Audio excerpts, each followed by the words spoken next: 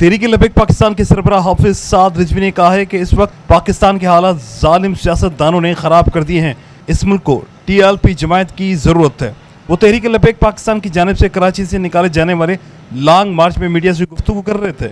Long मार्च Hyderabad bypass पहुंचा तो उनका शानदार इस्तकबाल किया गया। मीडिया से गुफ्तगू में उन्होंने मजीद कहा कि जिस तरह आज हैदराबाद के लोगों ने इस मार्च का इस्तकबाल किया है, इससे जाहिर हो रहा है कि मुल्क के इस निज़ाम की जंजीर टूटने जा रही है। TLP ने हमेशा नामोस रिसालत और मुल्क की बका के लिए आवाज़ उठाई।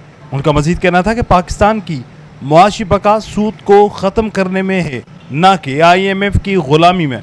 इस वक्त जो 13 जमायतें मिल बैठी हैं और एक गधा बाहर बैठा है, वक्त आने वाला है ये गधा भी उनके साथ होगा। उनका कहना था कि GA भुट्टो कहने वाले भी यहाँ से गुजरे मगर मुन्ना छुपा कर गुजर रहे हैं। ये लॉन्ग मार्च मंजिल की जानिब रवा दवा है। अगर मुतालबात पूरे ना हुए तो अगला लाएअमल का ऐलान करेंगे।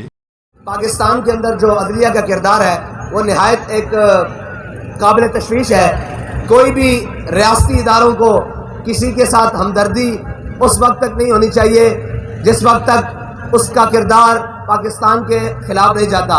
लेकिन इस वक्त पाकिस्तान के सारे इदारों को उस शख्स के साथ हमदर्दी क्यों है जो पाकिस्तान तोड़ने की भी बात कर रहा है, पाकिस्तान को अमलन जला भी रहा है, पाकिस्तान के खिलाफ सारी वो अमल कर रहा है। और यही बातें पहले नवाज शरीफ ने की। मसला ये है कि इनको नवाज क्यों दिया जाता है। यही बातें पहले जनाब उसने की, खाकान अब्बासी ने, यही बातें पहले जनाब वो पीपल्स पार्टी के जिम्मेदारों ने की, आज इमरान खान ने किया गया है। ये पाकिस्तान के अंदर क्या तमाशा हो रहा है कि जो भी एंटी पाकिस्तान नारा लगाता है उसे हुकूमत और देकर चुप करवा दिया जाता है।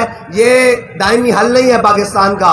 पाकिस्तान का दायमी हल ये है कि वो लोग जो पाकिस्तान और पाकिस्तान की बका के ज़ामिन हैं उनके सुपुर्द पाकिस्तान किया जाए और पाकिस्तान को सही रास्ते पर डाला जाए।